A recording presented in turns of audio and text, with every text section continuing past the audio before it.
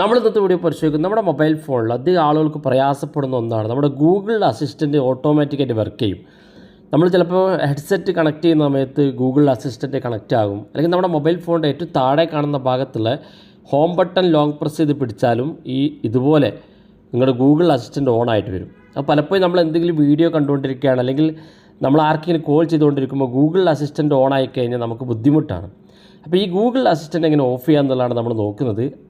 വളരെ സിമ്പിളായിട്ടുള്ള സെറ്റിങ്സ് ഉപയോഗിച്ച് നമുക്ക് ഓഫ് ചെയ്യാൻ സാധിക്കും. അതിനുമുമ്പ് നിങ്ങൾ ആദ്യമായിട്ടാണ് ഈ ചാനൽ കാണുന്നെങ്കിൽ സബ്സ്ക്രൈബ് ചെയ്യുക, തൊട്ടടുത്ത് കാണുന്ന ബെല്ലൈക്കൺ കൂടി ക്ലിക്ക് ചെയ്യുക.